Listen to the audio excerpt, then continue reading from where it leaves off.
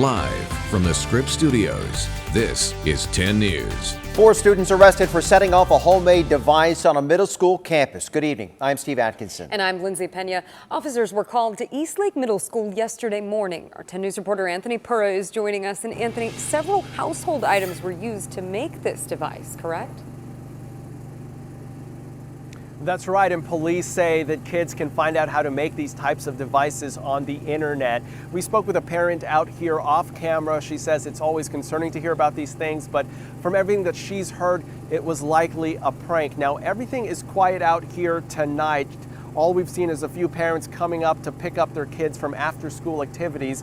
The incident happened yesterday, and many have heard about it by now. Police say the explosive device is a plastic soda bottle with several chemicals mixed together inside and then shaken up so it would explode. The device did go off, but no one was hurt and no property was damaged. Now, police say 4 students were behind it, all boys. They say the students did not mean to hurt anyone, but they could have.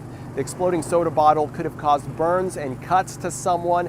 Now, 4 students were arrested and then later released to their parents. We did reach out to the school district to find out if the kids will face any punishment. They said they will, but they don't know what that punishment will be right now as they are still assessing the situation.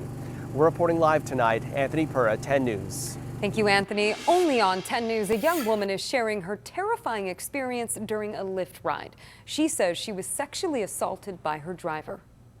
It has been really personally damaging to me. 10 News reporter Mimi Alcala is joining us. And Mimi, the woman is now going after the company for failing to protect her. Lindsay, she says the assault happened on the 5 freeway as she was going from the North County down to the South Bay and lasted approximately 15 to 20 minutes. Now, this complaint here accuses Lyft of failing to protect this passenger and others as well. And I want to warn you, some of the details are graphic. I'm a student at UCSD. My major is political science. This 20-year-old woman, identified in the civil lawsuit as Jane Rowe, says she relied on Lyft to get her to and from school and around San Diego.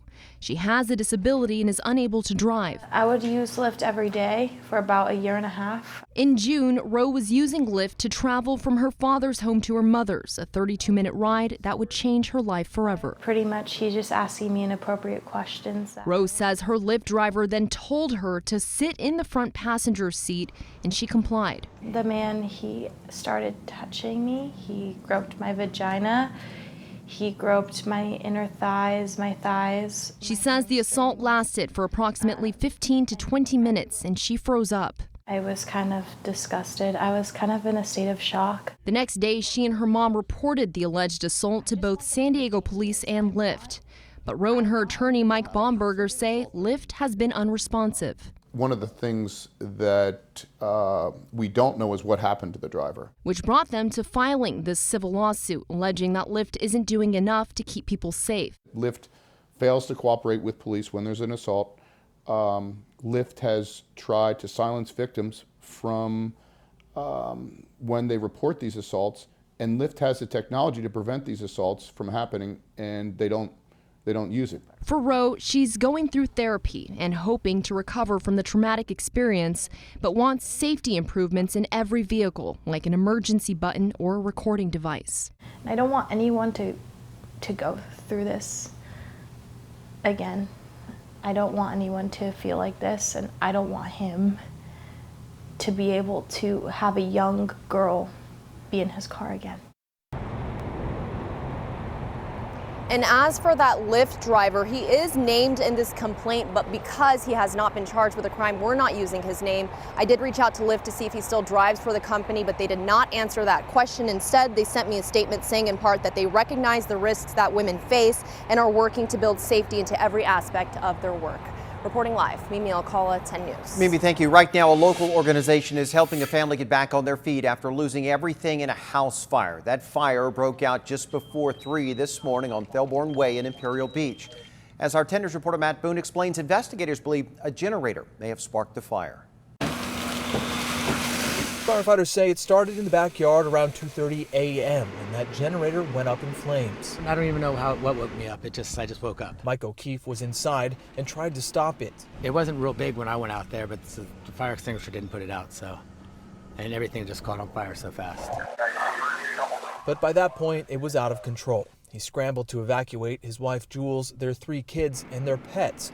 While they all made it out with their lives, everything else was either burned or soaked. They lost everything in their house, from all of their Christmas gifts to all their clothing. That's where Mike Mully steps in. He's the commander of the VFW in Imperial Beach, where Jules O'Keefe works as a volunteer bartender. And she's done incredible things for our post and for our community, and serving our veterans here in Imperial Beach. He says donations are already starting to come in. People have been bringing by clothes, blankets, toiletries, the things that they can use in their temporary living situations. Hoping they'll have enough monetary donations to buy some presents as well. Try and get them through this and give them our love, support, and prayers, and anything that we can do to support, anything this community can do to support to help them out. In Imperial Beach, Matt Boone, 10 News. They have also set up a GoFundMe for the family. You can find a link to that on our website, 10news.com.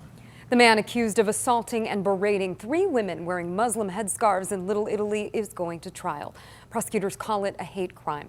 They say the 3 women were on their way to brunch in early October. That's when they say Kyle Allen approached them under some narrow scaffolding. They say he threw his shoulder into one of them, slapped another, and ripped the hijab off the other's head. At one point, he did point at the 3 of us and was yelling, F you this, F you that, go back to where you came from. Allen's attorney said it was a misunderstanding and an accident. He said that Allen was heavily intoxicated in the middle of the day and that he has been going to AA meetings. The next hearing is in January. Meanwhile, the jury will continue deliberating tomorrow in the trial of a La Jolla restaurant manager charged with rape. Daniel Dorado is accused of drugging several women and sexually assaulting them. Prosecutors said Dorado met them through dating apps or under the guise of job interviews at his restaurant. Dorado claims the relationships were consensual and all of the women came on to him. We will send out a breaking news alert when the jury comes back with its verdict. To get real-time news on your smartphone or tablet, download our free app. Just go to the App Store and search 10 News. And we also have a 10 News follow-up now. A $1,000 reward is being offered to help find the 2 people responsible for a stabbing in Oceanside. It happened last Wednesday, just before 6 p.m. in the 200 block of Neptune Way. Police say that 2 men stabbed a transient multiple times. That man, Fred Flores, is still in the hospital in a medically induced coma. If you have any information on this crime, please call Oceanside Police or Crime Stoppers. East County residents say they're tired of being a dumping ground for sex offenders. Today, they protested outside the downtown courthouse against the release of Thomas Joseph Cornwell. The 41-year-old is convicted of lewd acts involving children under the age of 14. The Department of State Hospitals is proposing that Cornwell be placed in a home in Jacumba Hot Springs. The judge listened to the proposal and will submit a written decision at a later time. All right, turning now to our weather. We are seeing a slight warm-up across the county after experiencing 2 very cold nights. Our 10 News weather anchor Jennifer De La Cruz is here, and she's tracking that warm-up. Just slightly warmer than where we were at this time yesterday by a couple degrees, but overall still pretty chilly out there. We're actually still at 60 degrees in downtown San Diego, so not doing too bad. But other places on the coastline already in the 50s. 52 in Ramona, 58 right now in Escondido, 40s for our mountain areas, 46 right now in Julian. So just a couple degrees warmer than where we were at this time yesterday. And that is the trend that we're going to see. We're actually warming up for tomorrow with the 70s returning for much of the county. Hour by hour on the coast, temperatures still in the 50s through 7 o'clock, into the 40s after that under mostly clear skies. So tomorrow morning, stepping outside, it's going to be chilly as well. Inland valleys, 7 a.m. you're looking at 42 degrees. Temperatures once again tonight pretty chilly, but I'm tracking that warm up and more rain coming up in your 7-day forecast. All right, we've got breaking news in the 10 News Live Center. The search is on right now for a gunman who shot 1 person at a mall in Oklahoma. Police are searching the mall right now. They've just cleared it just before 2 p.m. our time. Witnesses say 2 people got into an argument in a shoe store at Penn Square Mall in Oklahoma City. One man pulled out a gun and shot the victim in the chest. That person was taken to the hospital. Their condition is unknown at this hour. Police say this appears to be an isolated incident, not an active shooter situation. Witnesses described hearing a gunshot and then just running for the emergency exit. Some people actually left belongings behind. The mall is going to be back open tomorrow so people can come by and pick up their property. Interesting note here, the NBA team, the Oklahoma City Thunder, they were actually inside the mall watching a movie while this shooting took place. The team saying they were never in any danger. I'm Derek Stahl, 10 News. The House of Representatives has passed President Trump's revised North American Free Trade Agreement. The trade deal, rebranded as the United States-Mexico-Canada Agreement, passed with overwhelming bipartisan support. The Senate is expected to vote on the agreement in early 2020, only after Trump's impeachment trial concludes. The deal was sought by farmers, ranchers, and business owners anxious to move past months of trade tensions that have complicated spending and hiring decisions. Now to the impeachment of President Trump. Just one day after the historic vote, the top GOP leader is calling out Democrats, saying they're afraid to send their shoddy impeachment articles to the Senate. As ABC's Serena Marshall explains, things could now hit a stalemate. A new battle over impeachment. When will the articles be sent to the Senate? When they wrote the Constitution, they suspected that there could be a rogue president. I don't think they suspected that we could have a rogue president and a rogue leader in the Senate at the same time. The move came after Senate Majority Leader Mitch McConnell said last week he was working in total coordination with the White House, and this week on the Senate floor said he was not an impartial juror. They said impeachment was so urgent that it could not even wait for due process, but now they're content to sit on their hands. It all followed Wednesday's historic House vote, impeaching a president for only the third time in U.S. history. Article 1 is adopted. The charges, abuse of power and obstruction of Congress. Democrats say President Trump's actions left them no choice. They accuse him of inviting foreign interference into the 2020 election by pressuring Ukraine to investigate one of his chief political rivals, former Vice President Joe Biden.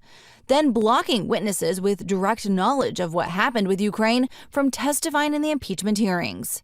The vote mostly along party lines, with not a single Republican voting to impeach the president. Well, I don't feel like I'm being impeached because it's a hoax, it's a setup, it's a horrible thing they did.